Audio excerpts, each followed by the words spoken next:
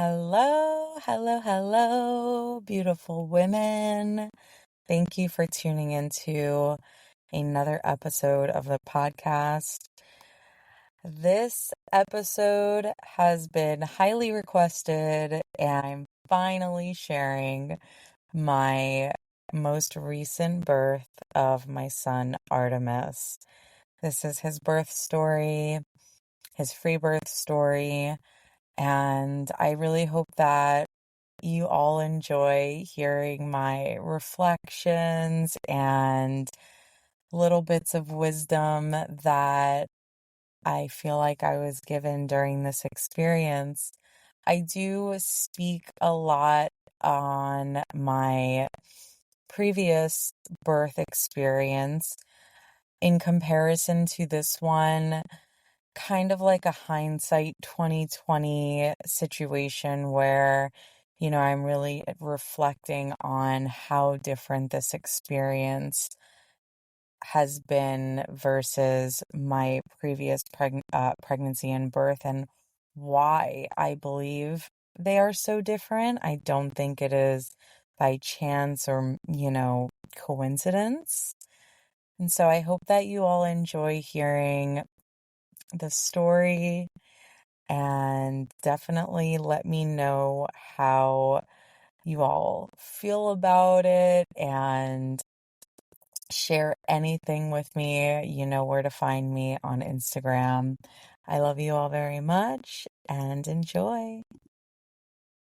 I took I want to say 5 or 6 month break off of podcasting, and the podcast is still reaching new women, and it's just so beautiful that each and every one of the stories that are on the podcast, because women decide that they want to share their power stories and bless other women with birth story medicine. It's reaching women worldwide. It's just so wild, and I love it so much, and that's why I decided to come back and continue to record new episodes as my life allows it. And I'm trying not to overwhelm myself with too much quote unquote work, because I really want to be super present. And I know how fast these months go, and I just want to just savor every bit of it, and I don't want to look back on this time and be like, wow, I was so stressed trying to juggle my podcast and clients and all of this stuff in the midst of welcoming our son into our lives. I am going to be releasing episodes kind of as they come to me, and of course as I connect with women, and as women reach out and want to share their stories. I am always just so honored to offer this platform. So if you have a birth story that you want to share, whether it's a sovereign birth, whether it is your story of overcoming birth trauma, a free birth, home birth, I am more than happy to open up this platform for you.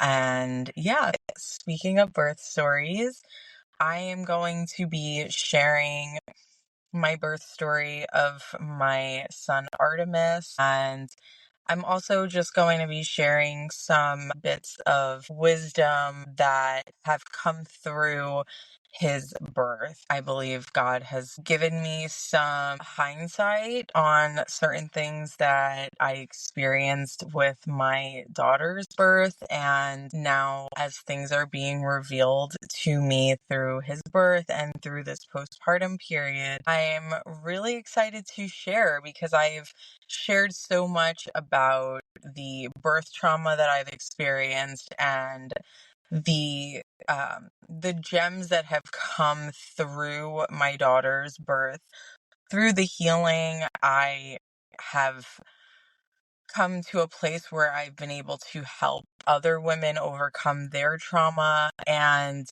having experienced a sovereign birth, a redemptive birth. And not just the birth, but the pregnancy was also very healing, and the postpartum has been very healing. And something that I have been experiencing throughout this entire process of pregnancy, birth, and postpartum is because my daughter's was pretty recent, like in the grand scheme of things. It was only a few years ago when I was pregnant with her. So it was very natural for me to compare, but not in a way that's like, oh, this is better than that or anything like of that sort. It was comparing in terms of like reference for healing. So just looking back at how my pregnancy was with her, which was not ideal in many ways. The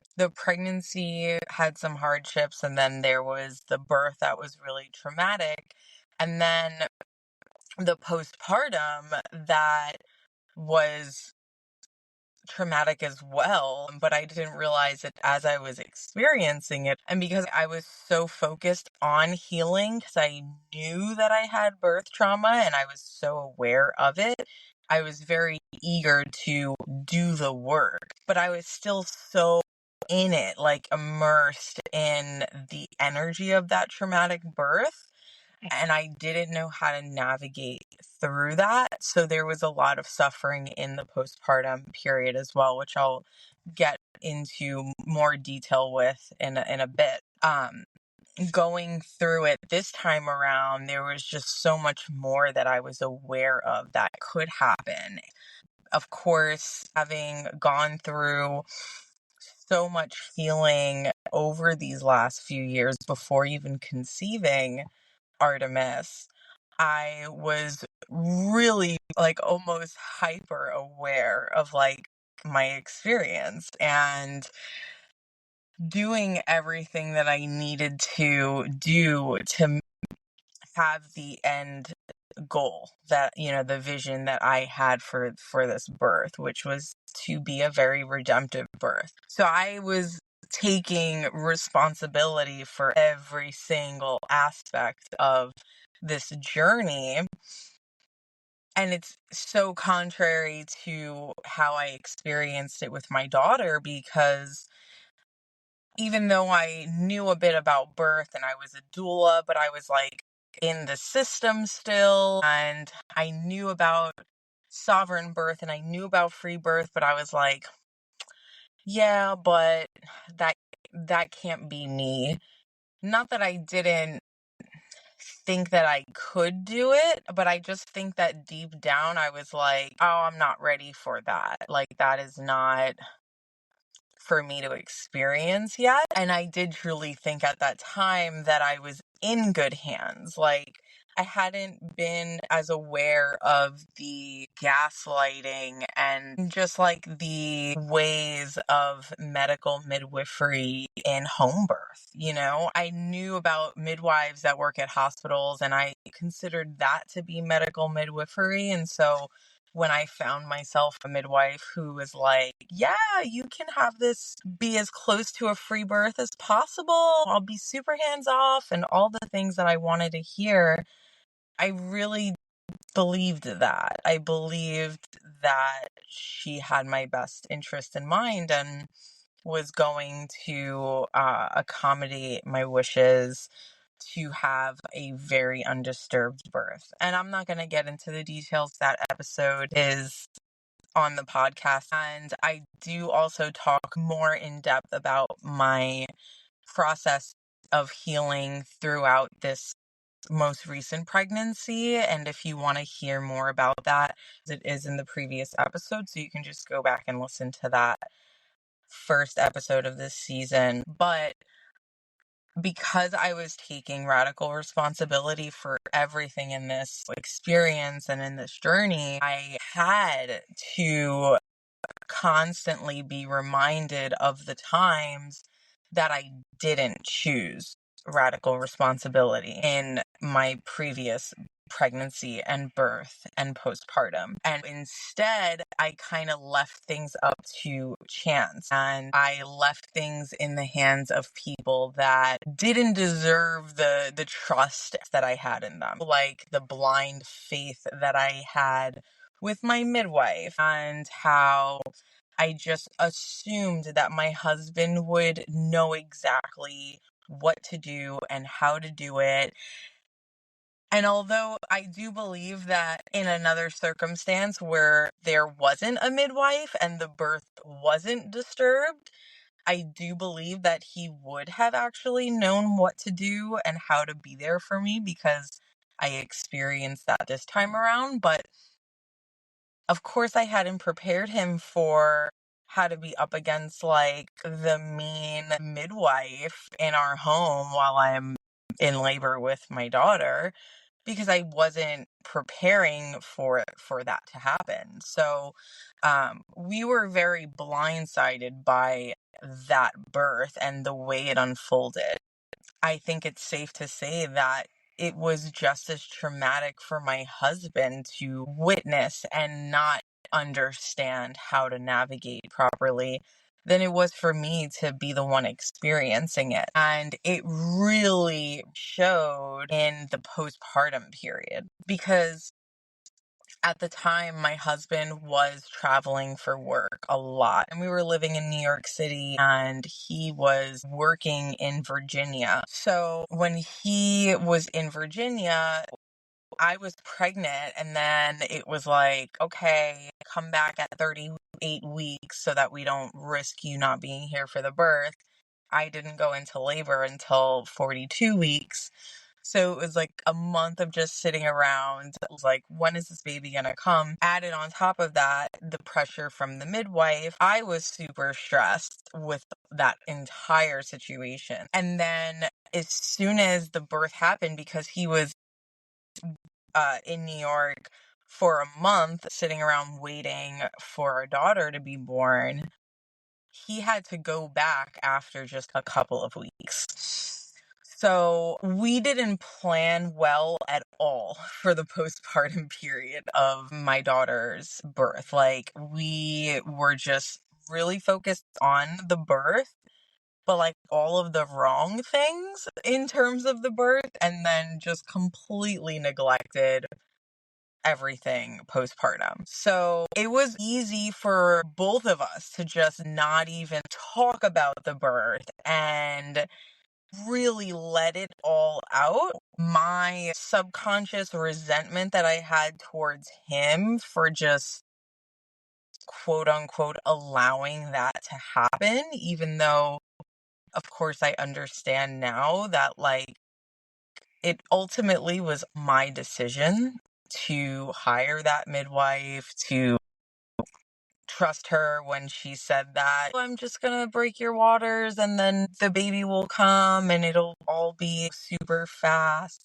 All of the things that happened in that experience, I put my stamp of approval on. So the resentment is understandable, but at the end of the day, if I'm going to take responsibility for myself and what I decide, I have to own that.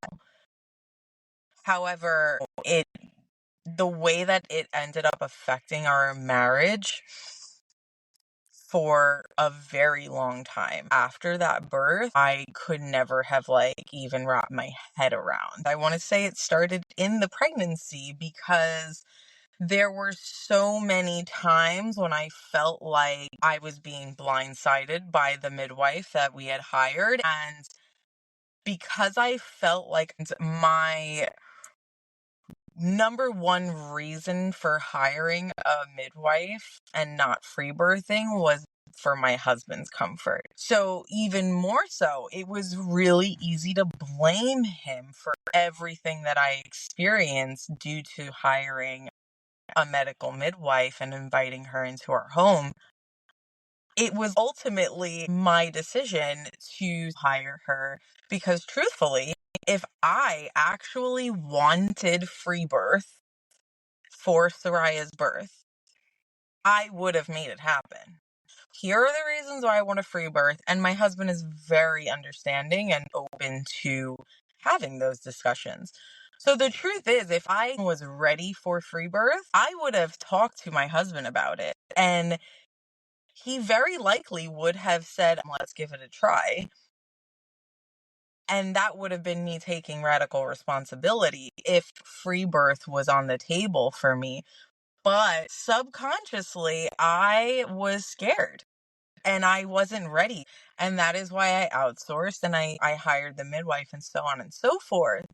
I had been doing a lot of this reflecting during my pregnancy with my son. Like, it took so long to get to all of the deeper layers of this birth trauma, because it's like, it doesn't just stop at I had a traumatic birth. It goes even deeper, right? Because now once we start diving into radical responsibility, that's when it starts to get real, because then you start to really analyze why you made the decisions you made, right? Like, why did I let my midwife give me cervical exams even though I said I didn't want them? Why did I let my midwife break my waters at 42 weeks, even though I said I wanted an undisturbed birth? Like, why was I too scared to free birth when my midwife told me, if you don't let me break your waters today, tomorrow I will no longer be your midwife? So, all of that to say that it's been a trip to really take responsibility for every single thing this time around. Like, truly having a sovereign experience, a sovereign birth and postpartum experience. Not outsourcing, not giving my power away to other people. And ultimately being the authority. And I'm so thankful that in this time, my husband has grown so much too. These last 3 years have been so healing for us in our marriage as well. I really feel like our daughter's birth, like, cracked open a can of worms that just needed to be addressed. And after having experienced the birth trauma and seeing how it kind of just the downward spiral from there in our marriage, we chose to pick up the pieces after. We chose to address all of the ugly that came out from that experience. I don't think that the birth trauma necessarily caused all of those issues, but it certainly magnified them.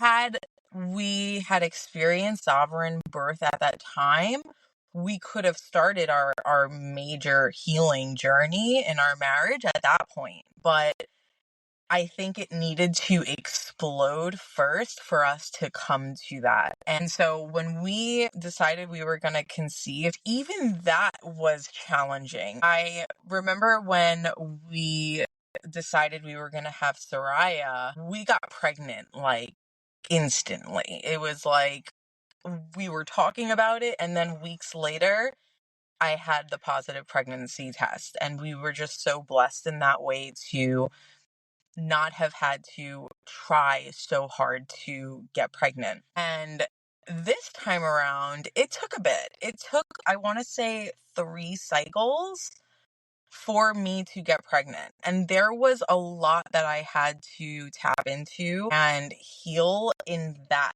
journey too. And I'm not going to talk too much about that now, because I definitely want to give that more time that it deserves. But that was really healing. And then to be pregnant again and be reminded of a lot of the heartache that I experienced in my pregnancy with my daughter, and then having to address the trauma that came up in my pregnancy with her through the midwifery care that we received, through the issues that my husband and I were going through in our marriage. There was a lot.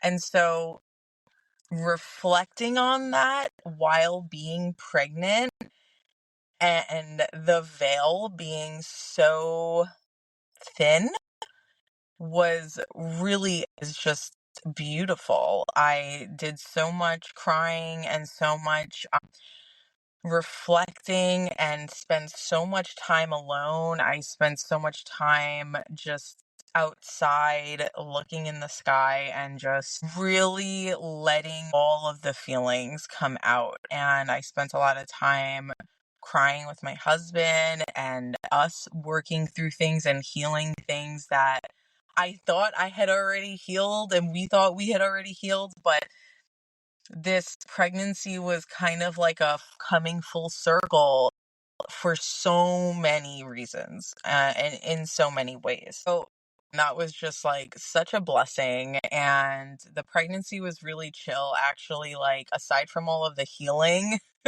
that was taking place, it was just very, very chill.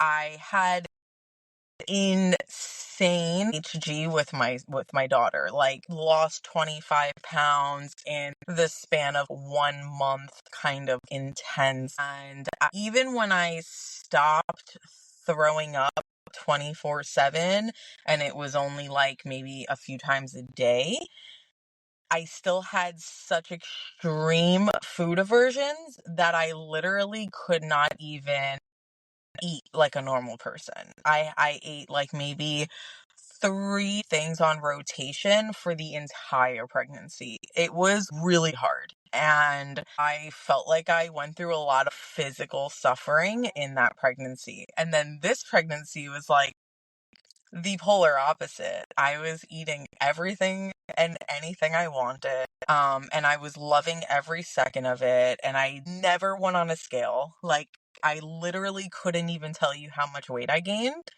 because I have no idea how much I weighed before I got pregnant. And I have no idea how much I weigh now or after having him or anything like that. And that was just so freeing too, because I had some trauma around that with being weighed by the midwife that I had with my son and the one that I had with my daughter, about weight stuff. And so that was really beautiful to just have that like freedom to be like, screw you, I'm eating whatever I want. Like, I don't care what you think about my food intake. So yeah, aside from just living life and loving every moment of that pregnancy, um, and witnessing how polar opposite this experience was from my daughters was also just so symbolic of what was to come. Because, of course, I had been planning to have this unassisted birth. And like any human, of course, there's fears that come up. And especially after having experienced a traumatic birth, I felt just so protective of everything that I was hearing in regards to birth and thinking about in regards to birth, and anything that triggered a fear, I was super on guard and like really aware so that I could process it and not take it with me into this experience. So yeah, we have the pregnancy. The pregnancy is just super awesome. So starting around 20 weeks, I was already experiencing sensations. They were definitely like what people would call Braxton Hicks, the tightening in the abdomen area. And I was just like observing it like, okay, this is interesting. Did not have this last time. I've never had sensations so early on. So of course there were thoughts of like, will this baby come sooner? People are like telling me like, oh, this is your third baby. You're definitely not gonna go as long as you did with Soraya. All of these silly things that people say out of love and just wanting to connect in that way to you, but it's not really helpful. As many of you might know, I did carry my son past the time that I had Soraya. So I went into labor in with an induction by having my midwife break my waters at 42 weeks on the dot, because that was the quote unquote deadline that I had with my midwife. This time around, I went into labor at 42 weeks and 3 days. So just a few days over, but it was just funny because I did start to believe those silly ideas of like, oh yeah, this is my third birth. Like maybe he will surprise me. And I really knew that it was my son coming through. Just like with my daughter, like I knew very, very early on. I just felt his energy was just so unbelievably different than my daughter's was. And I just knew. So yeah, I was just like, he might, surprise us and come at 38 weeks. Who knows? So there was actually a full moon that I believe was around 37 or 38 weeks. And I was having such intense, like, prodromal labor that I had been experiencing since around like 36-ish weeks. And then it was like the head game started. Once the prodromal labor came in, because this was something I experienced with my daughter as well, and I let that make me miserable in the last couple of months of my pregnancy. And it so much so that when I used to think back to that time, I could cry because I really allowed that to just rob me of the joy that I could have experienced in those last couple of months. But instead, I was feeling pressured by my midwife. I was feeling pressured because my husband was, came back from work to, wait for his baby to be born. And she was taking, quote unquote, too long. And then I was like, every day, like, oh my God, is this it? Is it not? What's going on? I'm having contractions, but nothing is happening. And so it was like a big head game. And instead of being aware of it and working through it, I was just being controlled by it. So this time around, I was super aware of that. And I was like, oh no, we are not going to go there because this pregnancy is a blessing. We have nothing to rush into. Like, my baby will be here when he is ready. I know the importance of him staying in the womb until he is ready. And I am not going to allow any of those lies to take over and rob me of my joy. So from that point on, I was just like ready to go to 44 weeks. I was like, okay, we might be pregnant for a long time. And I even gave my husband like the little pep talk, like, dude, this could be 2 more months. So just don't get excited every day you wake up. Like, be excited, but don't be excited for us to have a baby. Like, because it will most likely not happen when we are expecting it. So just don't expect it. So that was fun. I slept an enormous amount. Like, I took relax to a whole nother level. Like, I was like, I need to just relax. I need to just enjoy this. And I did. Like, I slept whenever I wanted. My toddler was just super down to take naps whenever I wanted to, and just cuddle. And, it was awesome. I really just didn't force anything. And so as we were preparing for my firstborn, my first son, Dylan's 13th birthday, I was definitely not expecting to go into labor because I was like, what are the chances? Like, what are the chances of both of my sons being born on October 21st? Like, that's just not going to happen. So I really was not expecting to go into labor this day. I also had prayed, like, God, can you just let these children have their own birthdays? Like, I don't really want any of them to have to share a day. Maybe he can be born the day after or something. Like, clearly he was going to be born at some point, but I just wasn't thinking on my son's birthday. So when I woke up that day, I was just full of energy, which hadn't been the case for weeks leading up to that day. And I was like, huh, okay, well, might as well get all of the things done that I've been kind of pushing to the side because I'm too tired. And I just had a super productive day. I had to get my son's cake and like things for his little birthday party that we were having later. And I went through some old baby toys of my daughters and threw some things away, donated some things, put some things away in storage. I was really doing my thing and feeling good. And around like, I would say maybe 5, I started having the cramping that I was having for weeks leading up to this. And I just kept going on with my day. My husband needed to be picked up at the train.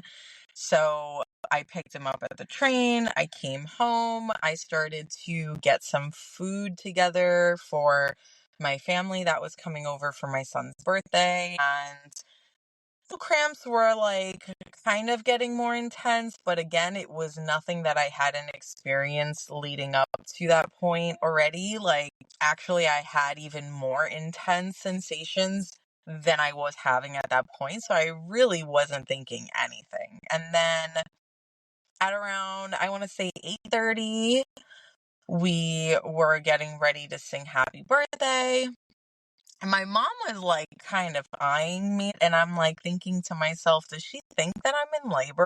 Because I kept circling my hips, but that was because I had been having back pain for weeks. Every time I'm in the kitchen, because of how big my belly was, I had to do the arched back thing, and it would just make my back ache if I was up for too long. So that was why I was doing the hip circles to kind of just like loosen up the muscles or whatever. It just felt good. So she ends up eventually, after we sing happy birthday and all of that, and I'm just, sitting down talking to her, she ends up saying, do you think you're in labor? And I'm like, no, why are you asking? And she's like, I don't know, you just kept moving your hips around. It kind of seems like you're going through something. And I'm like, I mean, my back just hurts. I'm like massively pregnant, and I've been up on my feet cooking and all of that. So as we're talking and laughing about that, I actually have my first like full blown contraction, and it was intense. And so I just stopped mid-sentence to kind of breathe through it. And she's looking at me and just laughing. And she's like, you're in labor. And I'm like, okay, I probably am. But to be fair, this is the first contraction that I'm having. Like, this just started. So then we continue talking, and I'm just like, all right, I'm not going to think too much of it. This could be forever. Like, I was not expecting it to be any length of time, but because my daughter's labor was days long, I was also very aware that it could be very long. So I was just being as neutral about it as possible. So she asked me if I want her to take the kids, and I said, well, don't do that now. I just started, labor, and this could be a long time. So you can just go home, and if anything changes in the middle of the night or tomorrow morning, Chase will give you a call. So she leaves. From the time of that conversation happening and her leaving, which I would say was maybe about 10 minutes, I had a handful of contractions that were all gradually getting more and more intense. And by the time she walked out the door, I looked at my husband and I was like, I'm going to need some alone time. And I just went into the shower. I had maybe 2 more contractions before I even got into the shower, and they were all intense enough for me to need to like stop, breathe, and do hip circles. I was spiraling my hips like a dang belly dancer. It was that was the one thing that gave me so much relief, was to be able to just do that motion. I'm in the shower. I see that I have a bloody show, and I'm like, okay, things are happening quick. And I am like not able to even think, if that makes sense. I felt like I was completely just out of this realm already. And I was so surprised because I don't remember getting to that place until I was in transition with my daughter.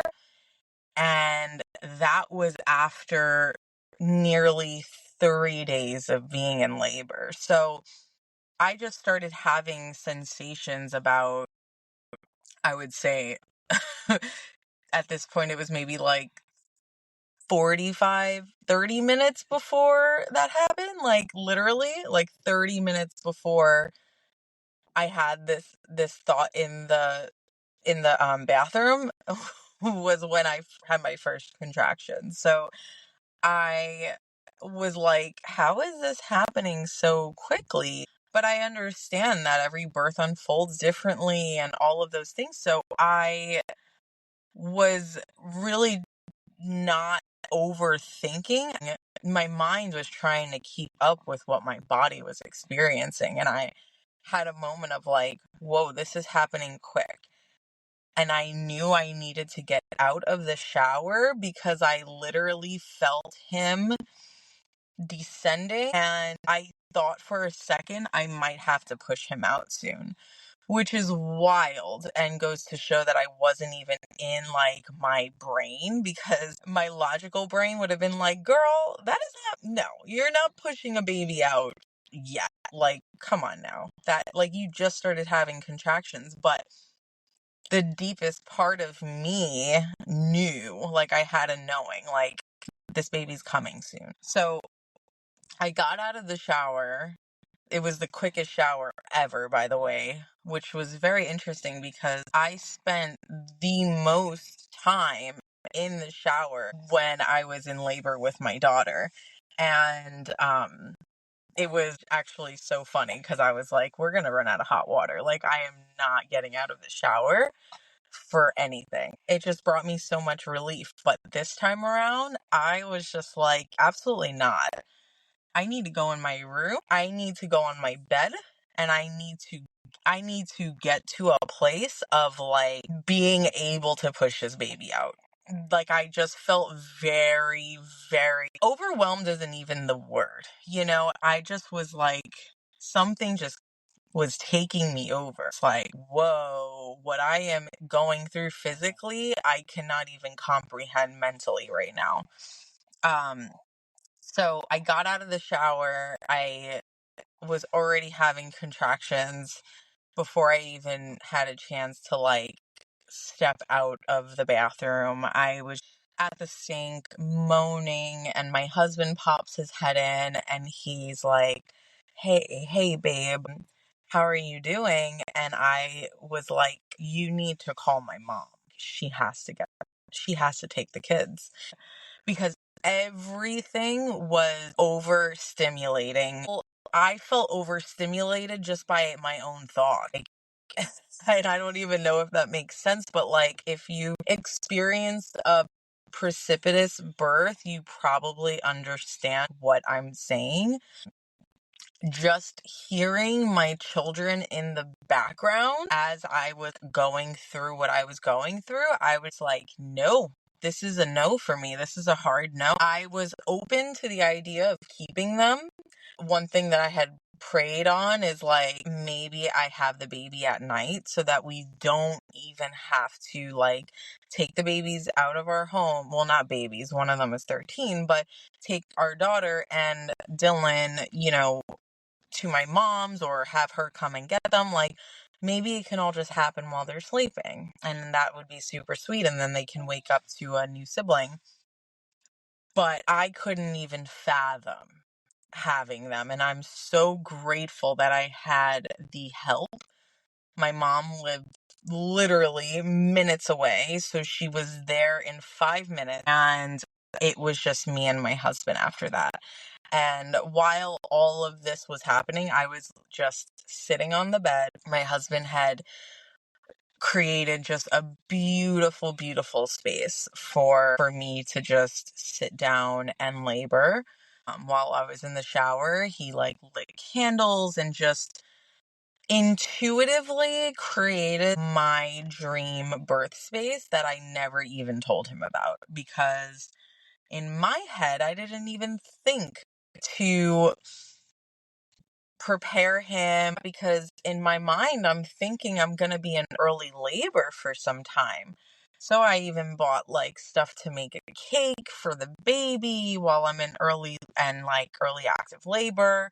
And then I thought that I would be lighting the incense and lighting the candles and putting the music on. Like, in my mind, I was doing all of this because I wanted things to do to pass the time while I'm in early labor. But none of that happened because this just happened so quickly. And I don't even believe that I got a chance to experience early and active labor. I just feel like I went right to transition. But really, I was in early labor for weeks, if you really want to get technical. Anywho, I just loved everything that he did. And I took a moment to go back into like my brain and acknowledge like, wow, he did such a great job, and I didn't even have to like tell him, but I didn't verbalize any of this. This was just like something I was thinking.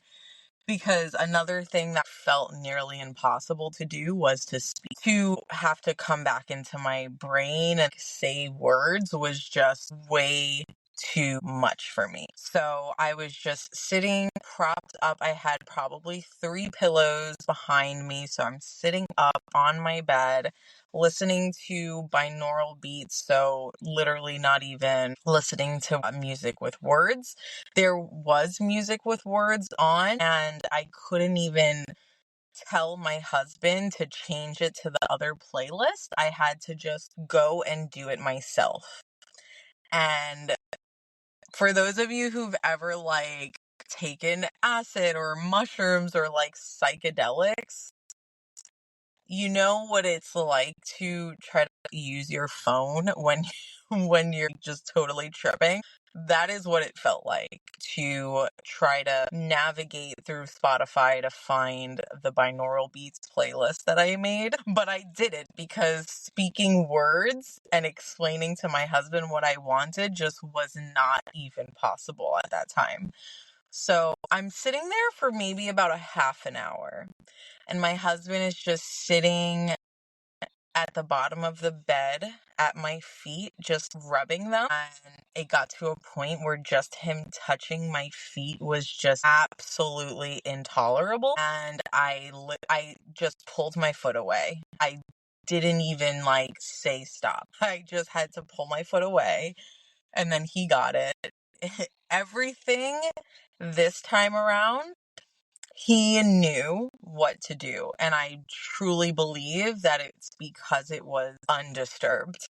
It was so undisturbed, and there was no one else in the space. There was no other energy, like, and he was able to fully be present as my husband, as my provider, as the person who loves me and has like my best interests at heart. And he was able to show up fully in that way. And that is something that I didn't get to really experience in my birth with my daughter, because there were witnesses. There was false authority in my home. The midwife and her helper and all of that, like, they all had this very like authoritative energy that was just in the space. And so I felt my husband tiptoeing around all of that, and he wasn't able to fully be present for me like he was in this experience. And that I just want to share, because I genuinely, even as a birth worker, have not put all of that together until I experienced it firsthand. And that even includes witnesses that are hired, that are family, that are friends. I think that every single energy that is present brings a presence, and that can absolutely be detrimental and can take over the space even without them knowing or trying to. Some people just have a very strong presence and you just can't help but feel it. And I feel like in the birth space, it's the birthing mother should be the main presence, the one that is like completely taking over that space energetically and physically. Just having it be me and my husband in the room and knowing that only my husband is witnessing me go through this not only connected us in a way that was so healing, in a split second, like literally healed so much trauma in our marriage, so much trauma in us individually. But it also allowed my husband to witness me in such a raw space, in such a vulnerable way. And it allowed him to just be my rock. And because that comes very natural to him, as it does to men in general, to be a rock, to be the provider for your wife, it just opened me up in such a way that I don't believe would have taken place if, let's say, my mom was there. Because one thing that I did consider was inviting my mom into the space, because she was there for my daughter's birth, and I love my mom and we are very close, and I did trust that she would honor the birth space. But I'm so grateful that I didn't, and I said it's just going to be me and my husband, because I feel there was something there that him and I needed to experience together, just us. And funny enough, he had set up a video camera in the corner that I didn't even realize. And then come to find out, when we went to go watch the video, it wasn't even recorded. It didn't even record. So there's just something so sacred about just having the memory to just us two, and that's it. And so I just wanted to speak on that, because I feel it is so special. And when it comes to, planning out your birth, I think that it's, important to consider all of these things, right? And I also understand and respect that there might be other opinions on this, and that's totally fine. But for me, like, that really stood out. That was such a big thing. Thank God there was no one else here, because I just don't know how I would have been. Every sound, every movement that I made, every decision that I made throughout this whole process, I had no thoughts of like, I'm being watched, like, should I do this, or what are they gonna think, and is it too much that I have my ass just like up in the air?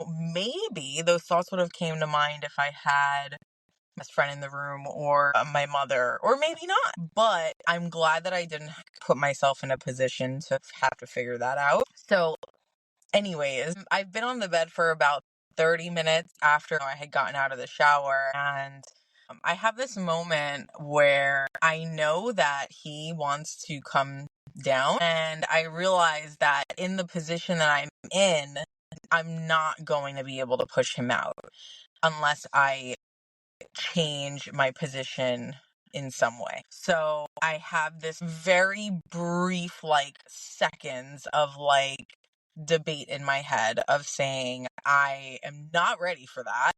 I am not ready to push him out. And then realizing, but I am not doing this much longer. Like, I am not going to sit here and go through this for any longer than I need to. And I knew that I had to make a decision to change positions. So, without saying a word, I just very reluctantly got up. I went on my hands and knees. I stacked the pillows that were behind me on top of each other so that I can lean over onto them. And the next wave that came after that was just another level. it was just even more than I, was anticipating.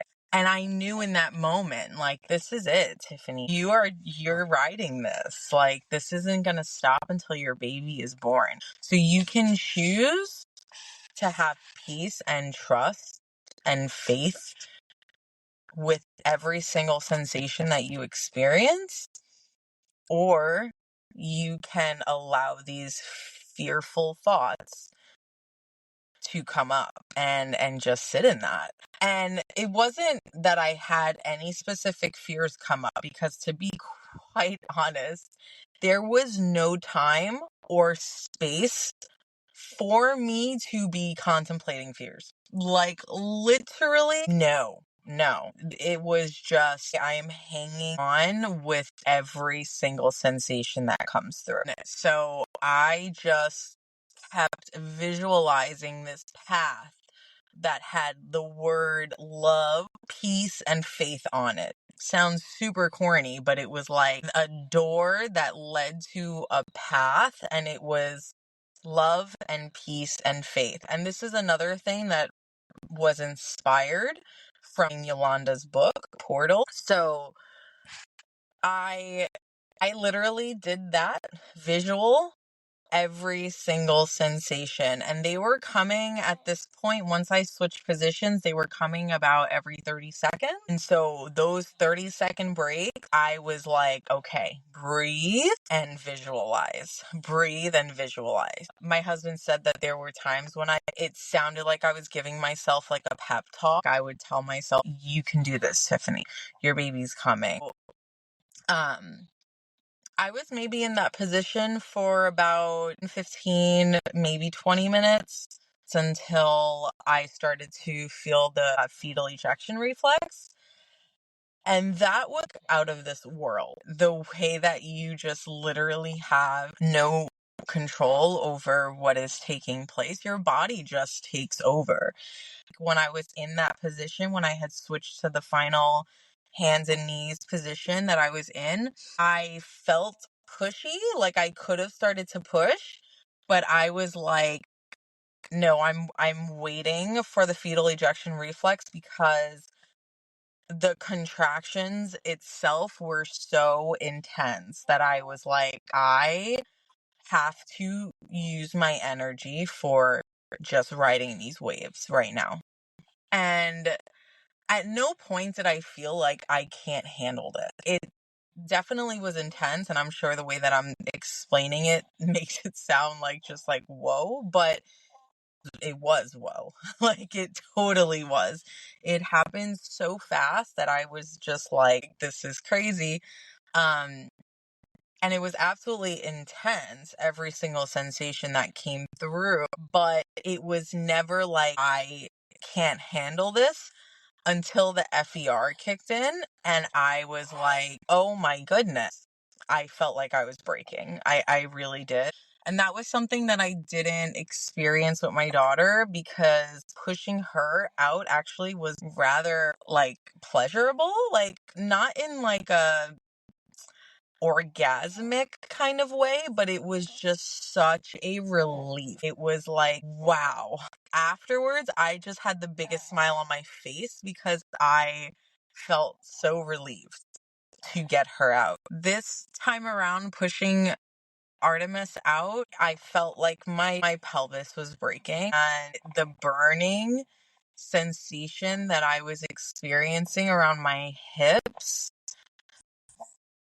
it was so paralyzing. I couldn't even do the hip circling anymore. It was just like I was stuck, and I just had to push this baby out.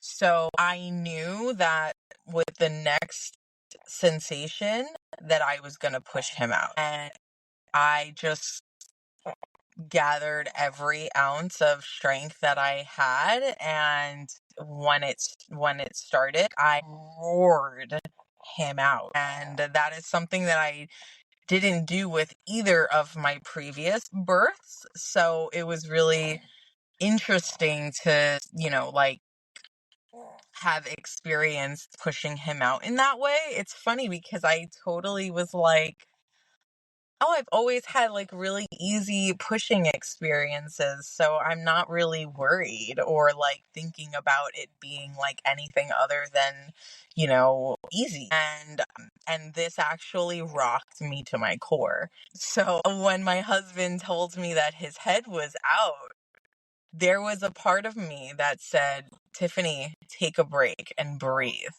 before you push the rest of him out.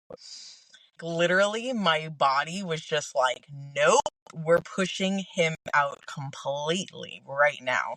So I pushed him out from head to toe in one contraction. And that was so unbelievably intense. So unbelievably intense. After that, I was just like, okay, I just give me my baby. My husband put him in between my knees. And I was like, let's look at the time, because I wanted to just note the time that he was born. And I saw the time. And I was like, what? He was born in less than 2 hours. It was probably 1 hour and 45 minutes. He was born at 11:34. So yeah, it was like an hour and 45 minutes from like first contraction that I noted as like a contraction to the time of him being. It was wild. It was super wild, and oh my goodness, he shares a birthday with Dylan. Like, and it was funny because my son was like, "Oh, well, he's not going to be born on my birthday. He'll probably be born tomorrow." And I was like, "Yeah, for sure. He'll be born tomorrow, and you'll have your day." And then then the next day he's like, "Oh, I have a birthday.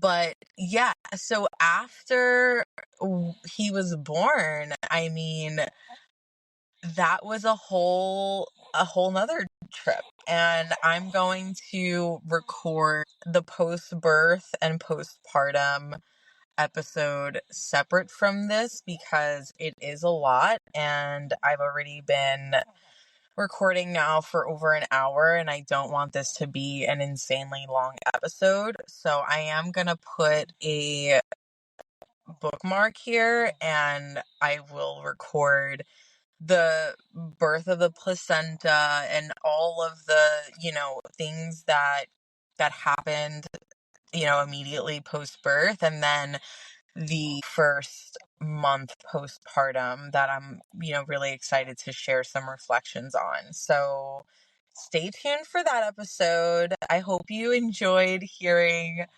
my very wild birth story of my sweet son, Artemis. He is just such a sweet boy and my biggest baby yet. And he is just like such a beautiful little chunk, and I just can't get enough of him. He was born at 9 pounds, which is 2 pounds bigger than both of my previous babies. So it totally makes sense why it felt so different pushing him out. Although I know that some women push bigger babies out with ease as well. That was not my story. Anyways, I'm excited to get into the rest of the story in the next episode. I love you all, and thank you for tuning in, and have a blessed day.